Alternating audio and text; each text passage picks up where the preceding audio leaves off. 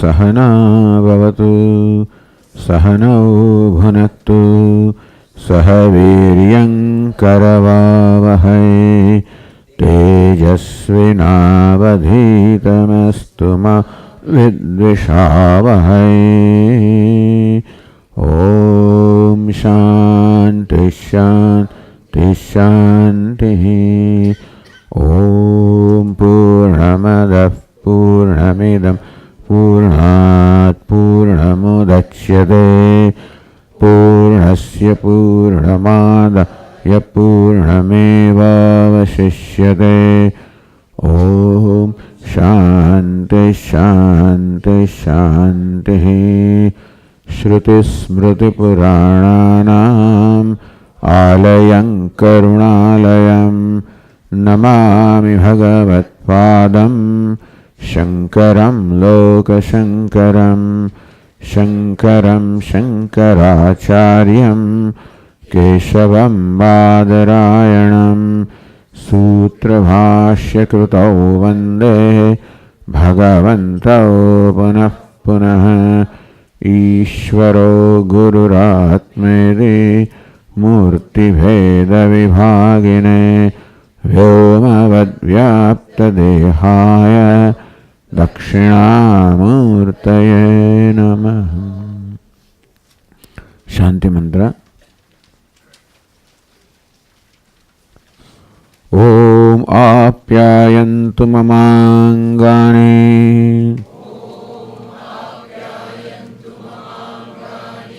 वाक् प्राणश्चक्षुश्रोत्रमथो बलमिन्द्रियाणि च सर्वाणि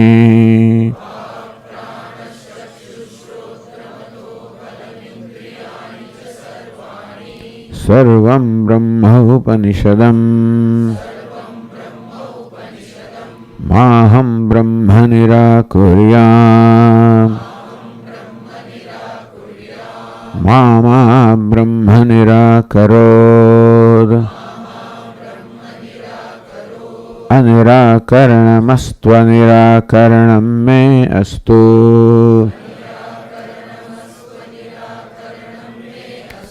तदात्मनि निरतेय उपनिषत्सु धर्माः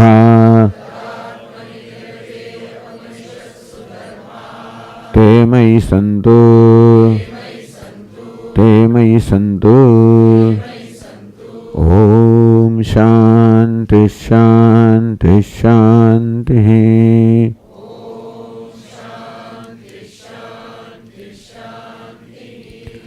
सदैव सौम्य इदमग्र आसीत् एकमेवाद्वितीयम्।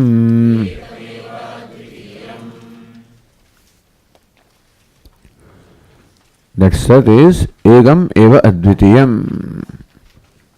Sat or existence is one without a second.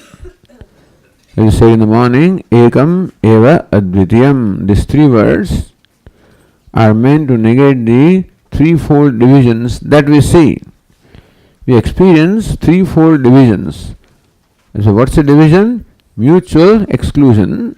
One thing is not the other. It's called division. Like heat is not cold. Victory is not defeat. Honor is not dishonor. It's mutually opposed pairs of opposites. And so one thing excludes the other. As our Swami used to say, the chair excludes the table. Meaning chair has chairness, doesn't have tableness. Table has tableness, doesn't have chairness. This is the kind of creation that we find. In this creation, that which sustains the entire creation, which is the basis of the entire creation, which is the truth of the entire creation. As Lord Krishna says, Mai Saramidam Protam Sutre Maniganaiva. Lord Krishna says that I sustain the entire universe just as a thread sustains all the beads in a necklace or a garland. So also I sustain the entire universe. Just as one thread passes through all the variety of beads, so also one truth passes through all the variety of names and forms. Because every bead is different from every other bead, every name and form excludes other names and forms apparently, but all of them are sustained by, supported by, or they are all superimposed upon one non-dual truth. That's the most important thing.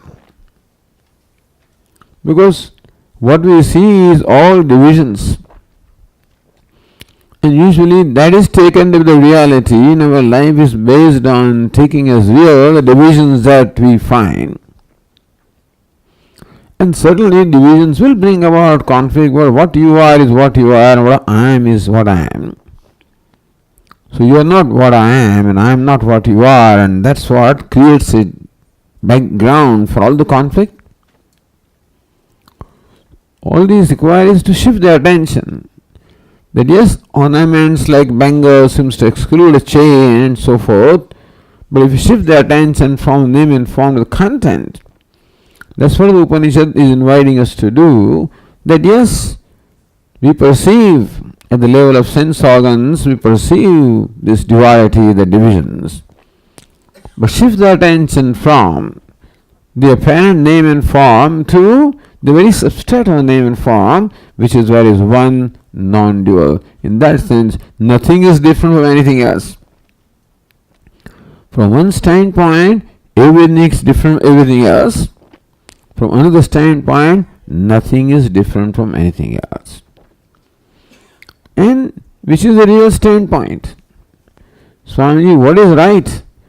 Is the division duality right or non-duality right? Well, what is right and what is wrong? Or vacharambhanam, what is mithya, what is apparent, what can be negated? All these duality, divisions can be negated. We regularly negate all of these when we are fast asleep. When in the state of deep sleep, there is no duality or division. All divisions have merged into its cause. Or when the waking state also we can do that. Because the divisions are perceived at the level of sense perception, at the level of mind.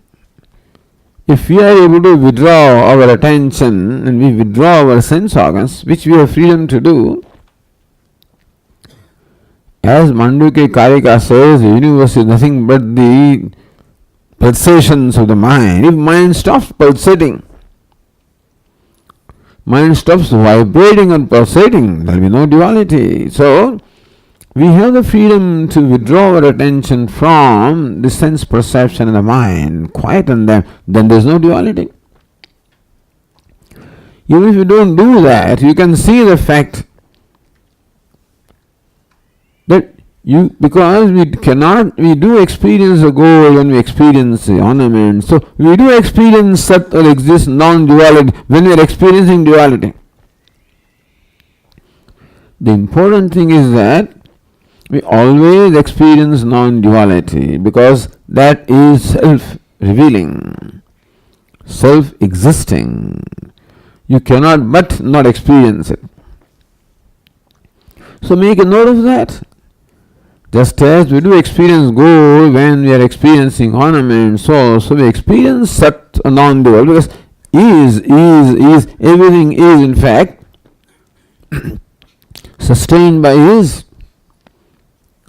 But Swamiji, name and form is there and is also is there, both are there. But what is the reality? Is what? Is Satyam. Nam Rupa is what? Vacharambhanam, Mithya, superimposition. And so you don't miss Sat if you pay attention to that. If you pay attention, you don't miss gold in the ornament. You pay attention, you don't miss Sat. And how come you don't miss Sat? Later on you'll be told. Looks like Sat is out there. The universe is out there. Sat, the substratum, is out there. But that is how we begin. The loop will be completed when we'll be told, you are that. Yes, Sat, you are, meaning Sat is my own self. So, the self-shining, self-revealing self is the Sat, which is of course the substrate of the whole universe. And I always shine. I always exist. Even in the deep sleep also, when nothing else seems to shine, I continue to shine. In that sense, so you have to be just aware of yourself. We miss ourselves when we get too preoccupied or too entangled with the names and forms which are mithya. So that is why these names and forms are there, but they are all superimpositions. They don't matter because they don't have reality. Doesn't matter what it is. Oh, he is a science, he is a terrorist. So people start, Swami, well, how can I see Bhagavan in terrorist? Don't see. It's a difficult example. So when we say this, Ishvara is everywhere, they start with a terrorist. I say, first see it in your spouse. To begin with, best to start with that exercise.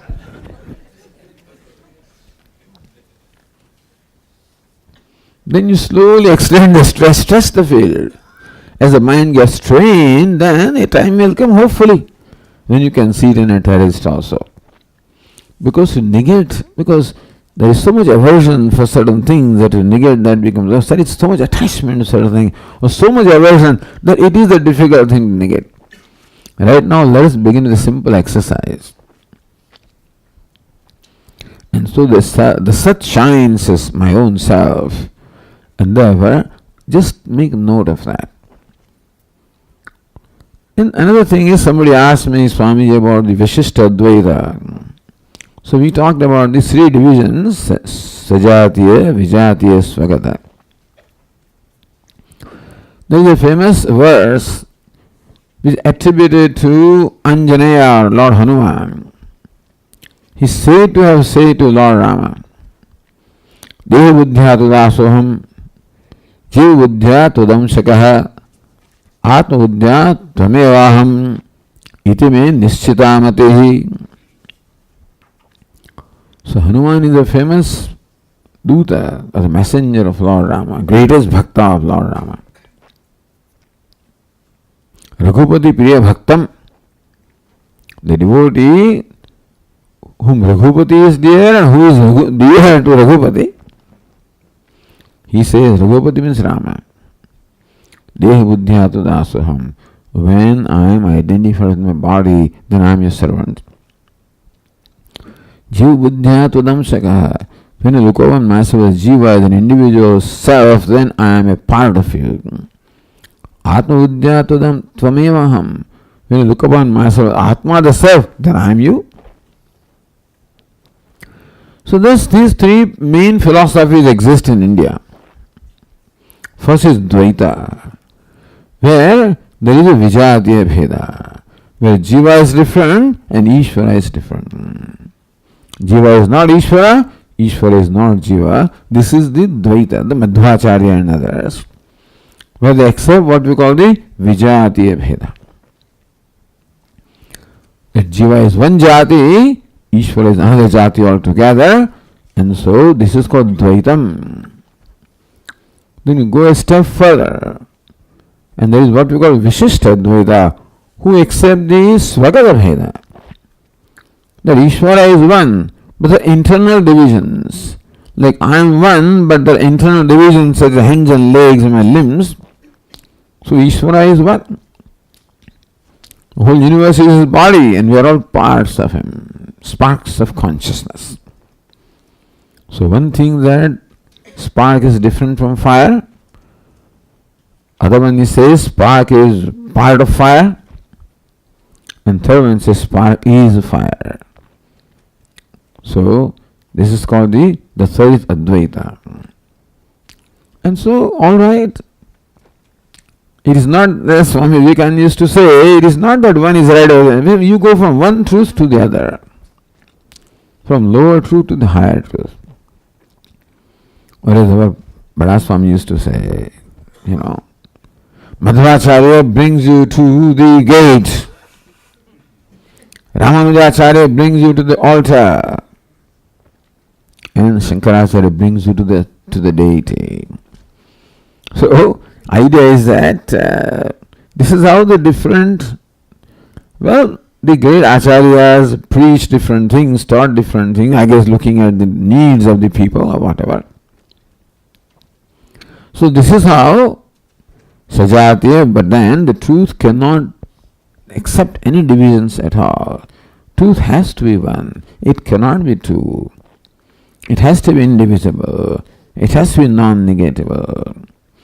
Because in our day-to-day life also, when you say this person is truthful, it means that you expect that what he says here is what he says outside. Otherwise not truthful. Meaning at all places he must be consistent. At all times he must be consistent. With everybody he must be consistent. Then only we call him truthful person, is it not so?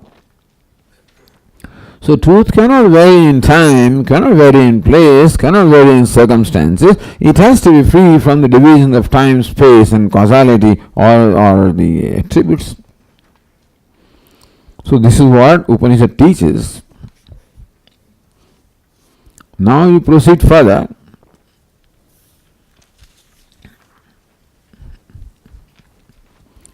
Now we say, now the Upanishad describes the creation.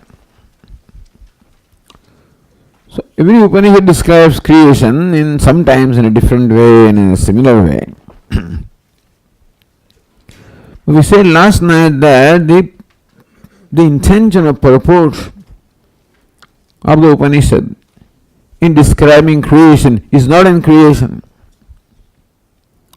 He is not in giving reality to creation, or not giving a process of creation either.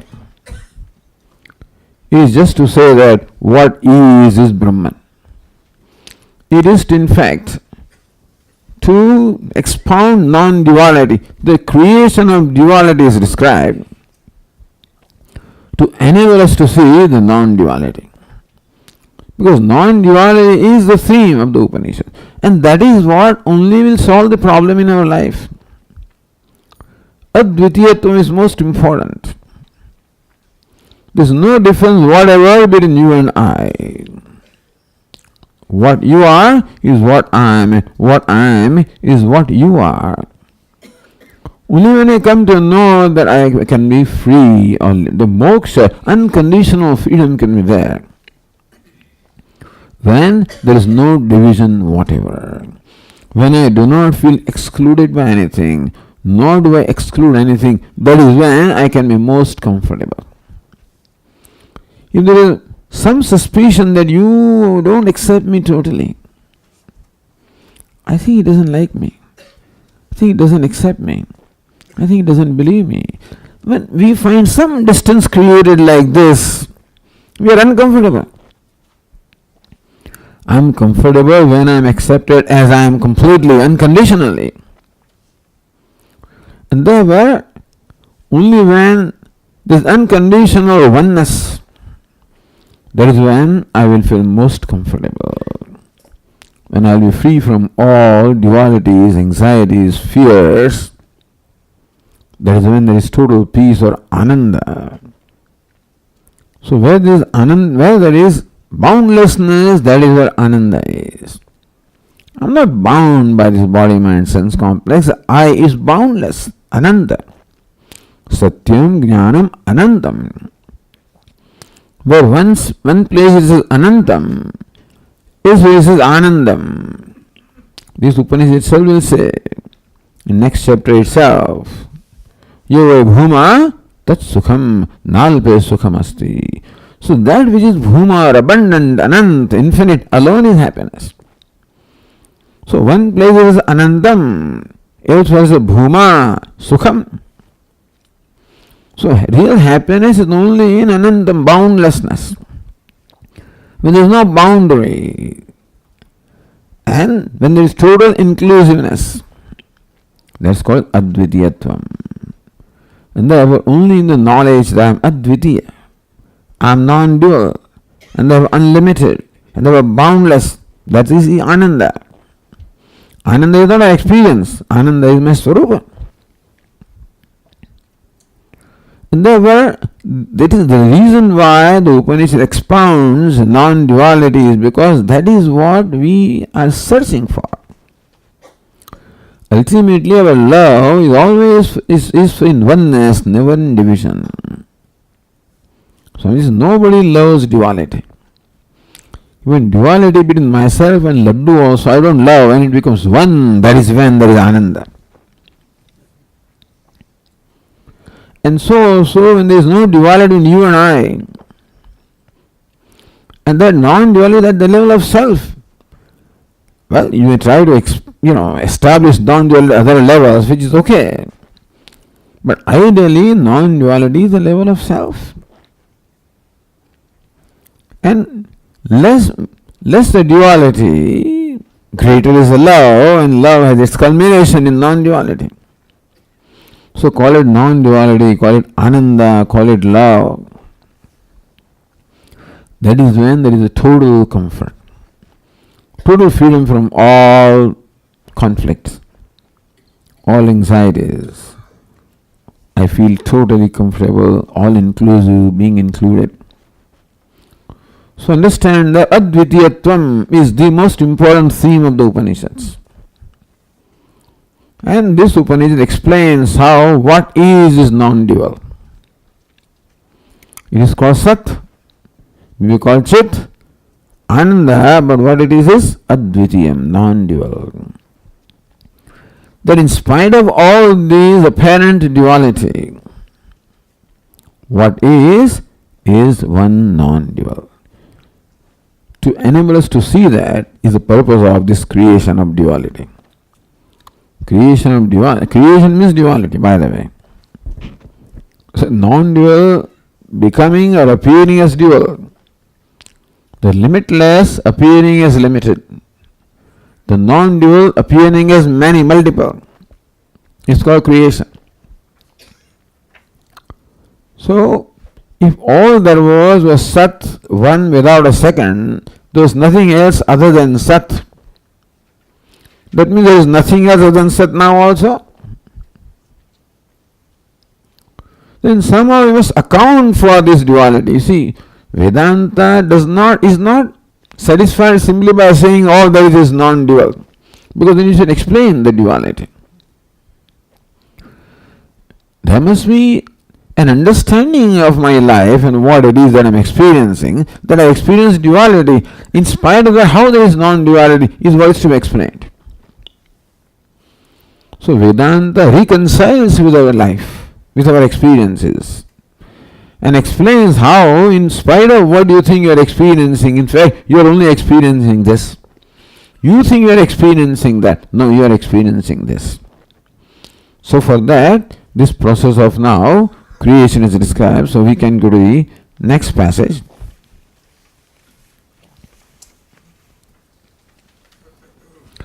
Because Vedanta has no interest in describing duality. What do you get? By saying duality is real, what do you get out of that? You get only what? Limitedness, you get only samsara, you get misery. So Vedanta's purpose is to help to become liberated. And therefore, Advitiyatvam is the prayojan, tatparya means the purport.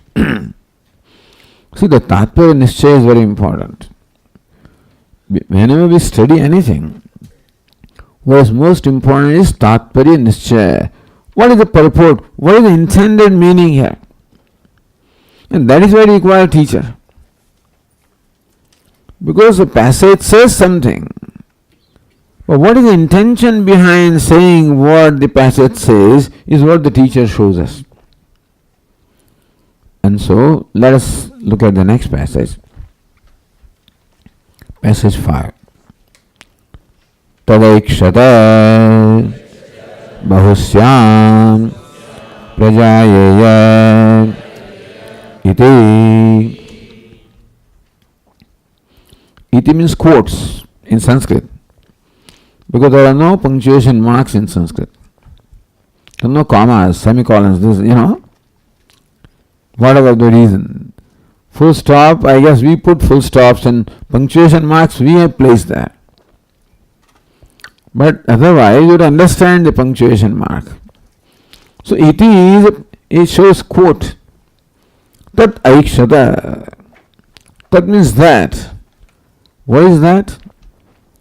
That is a pronoun. Pronoun refers to a noun. That's called a pronoun. So noun must have been mentioned, then only you can use pronoun. Is it not so? Devdatta came, then he sat down. You can't say he came, he sat down, he ate. Who is he? So Devdatta came. Then you can say he sat down, he did this, that and so forth. in between you mention Devadatta also, you don't forget, sometimes the sentence so long. What are you start? Then again you mention. That is for our benefit. But pronoun can be used only when the noun is known. So that represents something that is already known to us. What is that? What was mentioned is Sadeva Somi. That's Sat. Tat Aikshata. That Sat or existence, Aikshata. Saw, visualize, deliberated. That is interesting. This is called Katha, What is deliberated? Bahusyam. I shall become many. Bahusyam, I shall become many. Prajayeya. Prakarshe. There is a prefix pra, which is important. Jayaya shall be born. Prajayaya, I will be excellently born. So there is a specialty about this birth. It's not like ordinary birth. The reason why the prefix pra is prakarshena jayata means in an excellent manner will I be born. I will be born without being born. You follow? It's not an ordinary birth. In ordinary birth, one thing becomes another thing. Here, I will be born without really being born. So birth is an apparent thing. The whole thing here is, pra means what? What is happening is all apparent, appearing. And so, in the rope snake example, the rope appears as the snake. Rope as though becomes a snake. Rope appears as a snake. So that's the model here. Prajaya, may I be born. Now, this statement tells us many things, very important things. Tat aikshata, that Sat saw, deliberated, visualized. Meaning that any act of creation presupposes a desire or visualization, any action. For example, when a pot maker makes a pot, first of all, in his mind, there is a pot. Here he visualizes what he's going to create. You don't start creating and then let us see. Sometimes they do that. You start building. No, then break down this wall. You never visualize. Then you just go on doing things and break it, and you don't do that. First visualize how to build a temple. And that temple is visualized. And then there is a plan, and then there is an actual thing.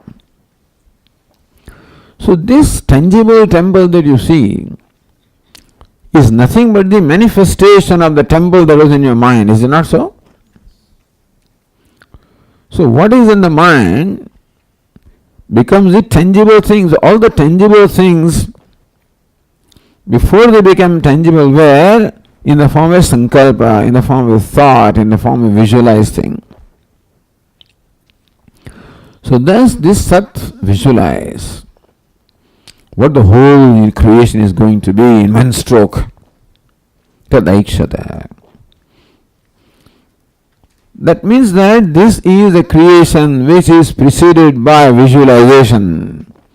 Said it is a deliberate creation, serving an intelligent purpose, is a purposeful creation, not a haphazard creation, a meaningless creation. It is not. It is a creation like that of a pot, where the pot maker visualizes. Because then when the pot is created, it serves a purpose. Otherwise you create something, you give me some lump of clay and see what gets created. We serve no purpose at all, because I try to push it this way and then it goes inside and push out that way. I thought pot is a simple thing to make. So when in US, in our ashram, our art and craft teacher, Swami, come on, let me teach you how to make a pot. For children, he had brought this little, what do you call it? The potter's wheel. He took a lump of things, put it like this. See, if you press like this, then it gets the shape. Press like that, you can. Easy. I also did. Press like that, so it became that. Press like that. After 10 minutes of struggle, what came out is another version. You can't call it what it is, So you need the knowledge, you need the skill, you need the power for creation. So tat aikshata, the ikshanam, the seeing, the visualization can be done only by a conscious being. An unconscious thing cannot do that. So by saying that Sat Aikshata, Sat saw, visualize, meaning that Sat is a conscious entity. It is Chit also. Because there are fellows, there are Sankhyas who say that the cause of the universe is matter, Prakriti. They call it Pradhanam. Because universe is insentient. So cause also must be insentient. Vedanta is just amazingly unique. Normally, you see the universe as which is matter. So cause and effect must be compatible, is it not so?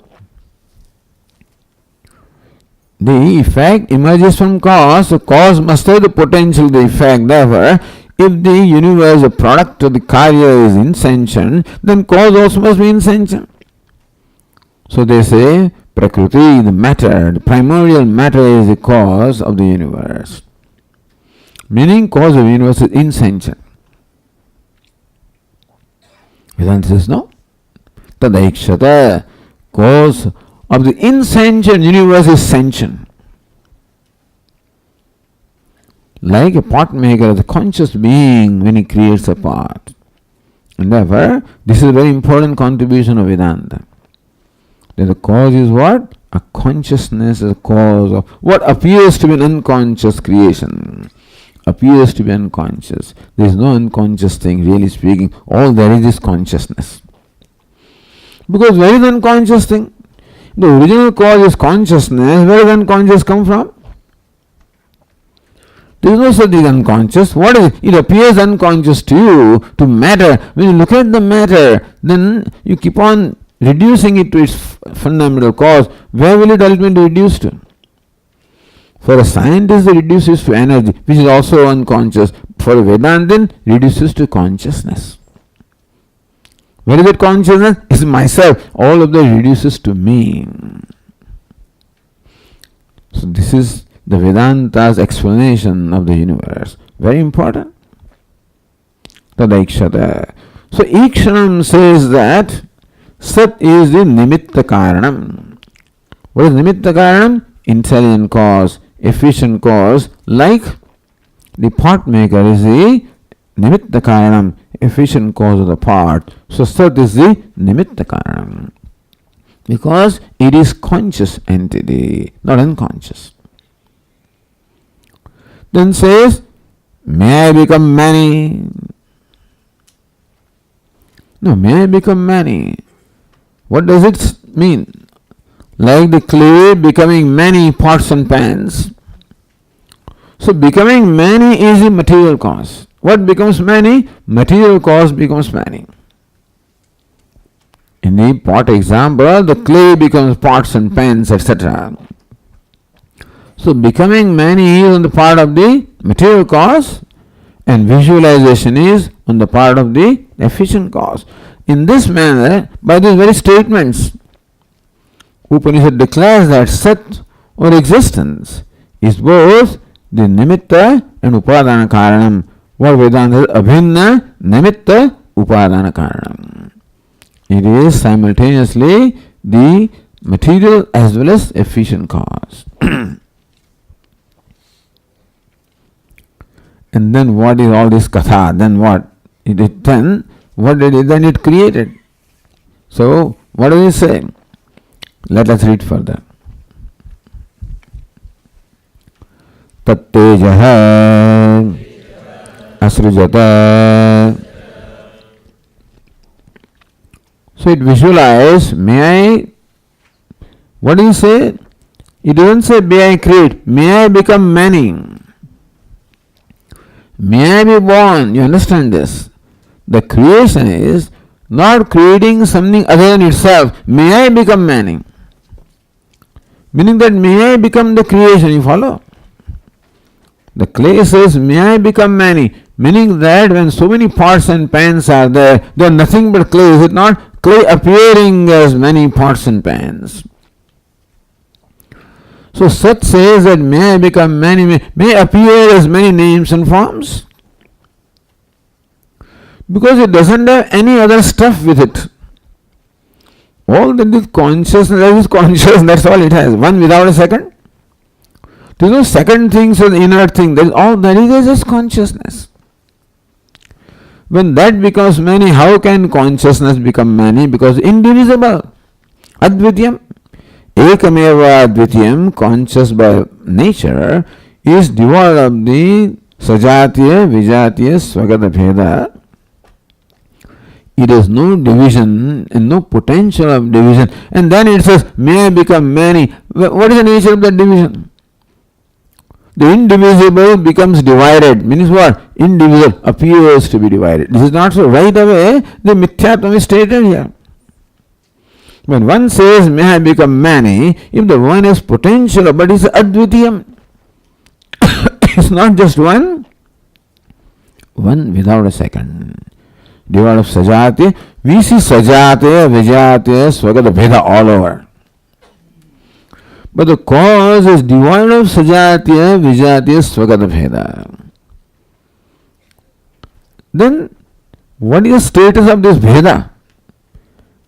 It cannot be real because there is no substance inside, it is not there. What does it mean? It is just an appearance. Just as in a dream, I appear as though the whole dream world.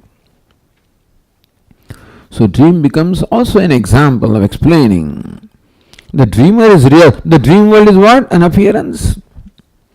So like the dream world, the Sat or existence, or Satchit Ananda appears as the multifarious universe. So may become is like clay becoming the pots and pans. There is no becoming in clay because even after so-called pots and it remains clay only. There is nothing more than clay. No, Swami, name and form is there. Now we went through that exercise. What is name and form? Nothing but an appearance, nothing but a notion, isn't it? There is no reality in name and form.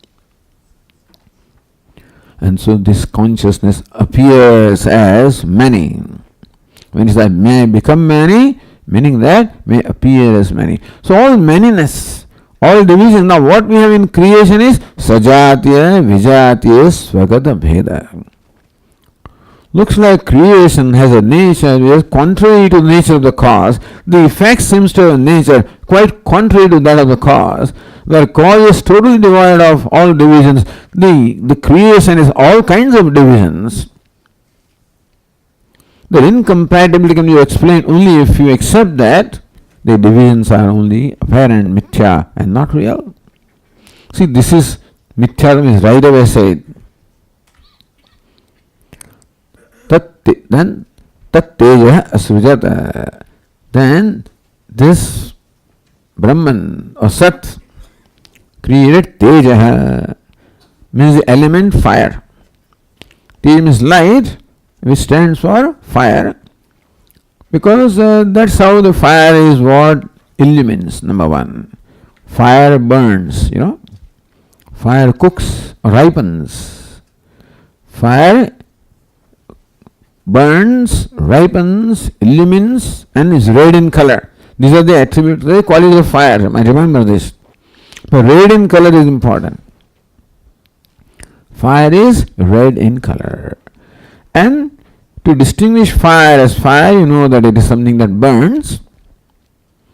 It ripens, it cooks, it illumines, and is red in color. So element fire is created. Then people dispute this. Wait a minute. In other Upanishad, the creation is described in a different way. In an Upanishad called Taittiriya Upanishad, you know what it says? Tasmad va etasmad atmana akasha sambhutah akashad vayuhu vayoho agnihi. But then they describe the creation of 5 elements. This Upanishad starts with creation of fire. How can there be fire without the creation of air, and how can there be air without the creation of space? So, elsewhere there is a 5-element model, and this Upanishad is 3-element model. So this is wrong. So either you imagine that the space and air are created, then fire is created. Or you can say that, to simplify, because the space and air are not visible to us. What is visible are the three elements, fire, water and earth, because they have color. See, our eyes can perceive colors. Space has no color, therefore we can't perceive with eyes. Air has no color, therefore we can't perceive it. But fire has color. What color? Red. Water has color. What is it? White. Earth has color, which is called dark. So therefore, there is a purpose why only three elements are described here. It is not to contradict what is said elsewhere, because Shruti is taken as one body of knowledge, and one part cannot contradict other part. So we have to reconcile between different parts. But the reason why this Upanishad describing the three elements is a purpose, which we will see a little later. The purpose why creation is described this way. And elsewhere there is called what they call Panchikaranam, meaning that the intermixture of five elements. It is Trivutkaranam, intermixture of three elements. So that stands for intermixture of five elements also. Whereas Shankaracharya says that Upanishad there is no prayojanam, purpose of actually describing process of creation. Meaning that Tatpara is not in Srishti. Vedanta, last night question was Big Bang and stuff like that, and we said we don't care whether it's Big Bang or small bang or what bang it is. What is the process of creation is not our interest. As an individual, I may have interest. As a Vedantin, our interest is in Satyam and Mithya, in non-duality. So whether the creation took place with the Big Bang, that's the model we have right now, which could very well be. And then there is evolution model. We don't care. We don't mind. It evolved. But anyway, that evolution comes, but right now let's not get into that kind of a thing. But the thing is that our tatparya or the purpose is to show mithyatvam of the creation and to show the satyatvam of the non-dual truth. And in order to convey that in different ways, that's what different Upanishads describe creation in different ways. So Bada Swamiji is a cock and bull story, he used to say, cock and bull story. And he had counted, somebody must have counted for him. So there are 44 kinds of process of creation described in Upanishad. I don't know where he found it. 44, there are only 10 Upanishads. The 44 means you have to go through so many other Upanishads also. This is what I remember, he's saying it now. I haven't verified it. But point is that just shows that Upanishad doesn't have its heart in describing the process of creation, etc. It's just to describe mithyatvam of the creation. So tat teja asrujata, sat created element fire. Then let us read further.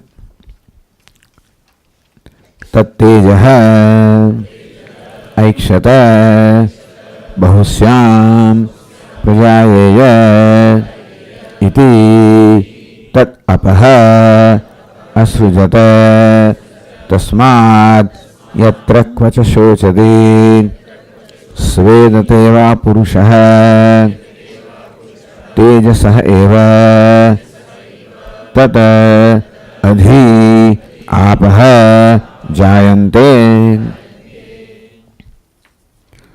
So Sat created element fire. This is called Katha. Tat teja aiksha. Then element fire also visualize. Now this ikshanam continues. So the Sat had ikshanam visualization. That visualization also progresses. Sat visualized the fire, element fire. Then element fire visualized also and created element water. So how can fire visualize? Fire is an insentient entity, isn't it? How can it visualize? Only conscious being can visualize, unconscious cannot visualize. So what do we understand? When Upanishad says that element fire, aikshata, visualize, which means Sat in the form of element fire, visualize. Meaning that when it said that Sat created element fire, which means that Sat became element fire, or Sat itself appeared as element fire. So Sat, which is in the form of element fire, visualized. So visualization is always a part of Sat. It just changes the costume. You can say Sat, assume the costume of fire, and then as that, what visualize only Sat as fire. Sat as fire, visualize further. What? May I become many. May I be very well born in the same way. With that visualization, it created the element water. So, apaha asrujata. This word up in Sanskrit is always used in plural. Apaha means waters were created, Anyway, so in fact, so we find all plural as far as the word up is concerned. But that is just the peculiarity of the language. When certain words are only used in plural, some words are only used in singular, etc. And some words are used in different gender also. So daraha is always used in plural, and it's a masculine word, means wife actually. Anyway, the thing is, it's sometimes, you have to know some of these things. Kalatram, so Kalatra also means wife, but it's in neuter gender. This has nothing to do with wife, etc. But what I'm saying is, this peculiarity of this word, Putra, Mitram. Mitram also is neuter gender. Mitra means friend. So, but here, but up is always used in the plural. So apaha asrujata. Apa is the accusative plural of the word up. Thus, this element fire created water. Element water. What is element water? It is fluid. It is cool. It is color white. So remember, this is fire is a subtler element, and water is more gross than fire. Now this one is flowing, it is fluid, and it has color white. So now this is, and then the Upanishad explains, gives a very rustic example of how water is created from fire. So says, therefore, so on what ground do you say that water is created from element fire? What is the similarity? Fire is hot and burning and water is cool. You see? How can cool be generated from hot? And fire is a vapor, and this is fluid and liquid and flowing. So water seems to possess the attributes that are quite different from those of fire. Is it not so? But no, still. So Upanishad says, Tasmat, therefore, yatra kvacha shochati svedate. So therefore, the water is created from fire. One example is the manasa santapa, when there is fire in the mind, meaning that when I am suffering mentally, that's called shoka or the grief, then water is created. How is it created? Tears. Or svedate, at the physical level when there is fire, meaning when the body becomes, because it gets exhausted and hot, then what happens? The perspiration. So these two rustic examples are given to show how water is created from fire. Don't ask me questions about this. Because there is no intention of describing any scientific stuff here. It is to make us understand that this is feasible. How can water be created from fire? Because there is no similarity between water and fire, you follow? One is hot, one is cool, one is vapor, one is fluid, etc., etc. But see our experience that when the mind burns, there are water in form of tears. When the body burns, then there is perspiration. And so, it is our experience that water is created from fire. Then Katha continues. What is meant by katha? Katha means a story. Oh, even Swamiji visualize? No, don't, this is the purpose of visualization is to convey that it is conscious being. How can it become many to say that it is material cause, that is efficient cause? That is a lesson we have to take. Then don't take things literally. That's called katha, The Hanuman jumped, I shouldn't, but anyway, so I guess he did, but they built the causeway on water, etc. And so many, and Lord Krishna, so many chamatkar, miracles are all described. I guess they all happened. But people keep on asking me, Swami, how can this be, etc. I said, it is, you have to learn lessons from the Vedanta. Is a problem with everything. They keep on asking questions. How can this? I said, there are places where you ask questions, there are places where you enjoy what is. Everywhere there are no questions and logic. Why do you put this one achmani here? I do it. Why do you do this? But I can't do unless I understand. Sometimes you understand and do, sometimes you do and understand. So sometimes you understand only when you get experience. So doing is meant for getting experience. Then you understand. So all the pujas and all the upasanas, all of these are meant for getting experience. And therefore they say that you must do it in a certain way. Then it will be effective. So you recite a mantra in a certain way, etc. So we feel they are very rigid, they're excluding us. But it's not so much as, but when it comes to karma, it must be done in a proper way. Cooking must be done according to recipe. You can't just mix anything and everything and do that. Otherwise you will have some product which you can't describe. Like when our sisters used to go for cooking classes, they come home and then they cook.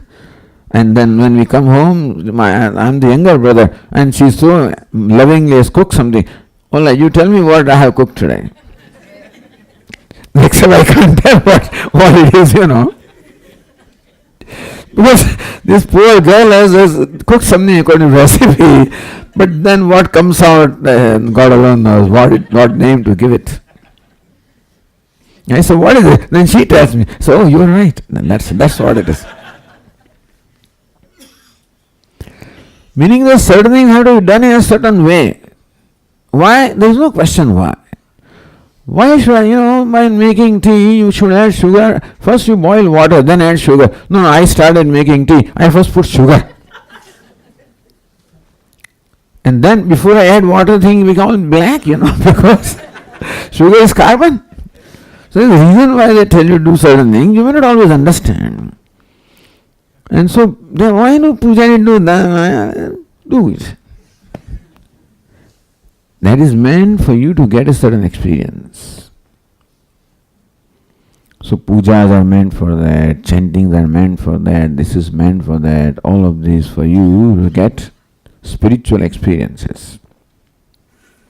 To gain the spiritual knowledge. So that is the stage before the knowledge. Anyway, that's beside the point. The thing is here also, what is meant is this is how the creation proceeds from the subtle to the gross, from firm to the fluid, or vice versa, from fluid to the firm. And then the story continues here in the next page. Taha apaha aikshanta bahvyasyama prajaye mahi iti taha annam asavijanta tasmat yatra kvacha varshati tadeva bhuyishtham annam bhavati adhya eva tat adhi annadyam jayate. Just note the last two words, tat adhyannadyam jayate. What it is? Tad adhi annadyam. That adhi is to be joined with the verb. Adhi jayate. But this is the Vedic style where sometimes the prefix and the verb are separated. In between some word comes. So what is adhyadyam? Or, adhyanadyam. If you look in the dictionary, you may not find such a word. Adhi annadyam jayate. Annadyam adhijayate. That's how it is. Taha apa aikshanta. Again, plural. Those waters means water also visualize. Now water again being insentient cannot visualize. Meaning Sat, which is now in the form of water, which appears as water with the costume of water, visualize. It is like this, when they make a chain, you start with only a little lump of gold, is it not so?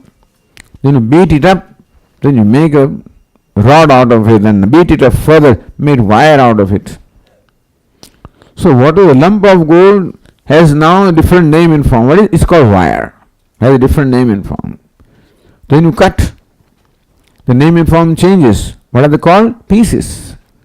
Then you make what? Rings out of them. Then you make chain out of them. At every level the names and forms change. You follow? But what is the same? The gold. So ultimately what you call chain is nothing but gold, but you describe elaborately. There was a lump of gold, it visualized that, may I now become a rod, so it became rod. Then it visualized, may I become wire, it became wire. Wire visualized that, may I become pieces, That visualized, may I become rings, visualized, may I become chain. It's not becoming. Gold appearing as a wire, and gold appearing as ring. Then gold appears as chain. The purpose is to say that chain is gold only. Although intermediate stages are there, at each stage is gold which is a wire. It is gold that's a ring and not something else. It is that way it is Sat which is fire. It is Sat which is apaha or water. And so Bahusyam, Sat as water, again deliberated, visualized, may I become many, may I be born, Taha Annam Asujanta. They create Annam. Annam is food, but Annam here stands for the element Prithvi. Of the 5 elements, the Upanishad mentions 3 elements: element fire, element water, element earth. Since here the word used is Annam, means food. Food here stands for Prithvi, because we get food only from the Prithvi. Therefore, so Prithvi, element Prithvi is born, fire, water and earth. How can you say that earth is born out of, how can earth be born from water? Again, water is fluid, water is cool, water is liquid, earth is solid, earth is stable. What is unstable? Earth is stable, solid. Water cannot support anything. Earth supports. Water is white. Earth is dark. Again, there does not seem to be any compatibility between cause and effect between the water and earth. There doesn't seem to be a compatibility. But therefore, it tells us how to understand that the element earth is born of element water. That's why the word annam is used here. Tasmat yatra kvacha varshati. Therefore, whenever and wherever, yatra kwa. Yatra means what? Wherever. Kwa, wherever. Yatra, whenever. So whenever and wherever it rains, tadeva bhuishtam annam bhavati. That only food becomes plentiful. Meaning rain gives rise to food, water gives rise to annam, water gives rise to element Prithvi. That's the idea. Adhyeva tad ahi annadyam jayate. There, annadyam, adyam. So adyam means what is edible. The edible food is born from water alone.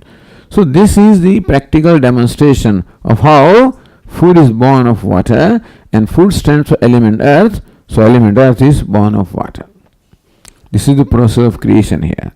That 3 elements are born. How they are born? The first visualized by Sat, meaning Sat itself appeared as element fire, then Sat which appeared as element fire further appeared as element water, and it further appeared as element earth, and therefore becoming man is what? the Sat appearing in all these many forms. So without dividing itself, without becoming many, it appears as many. And thus this whole universe now of three elements is described. Now this is the name and form aspect. Now there are two entities in this universe.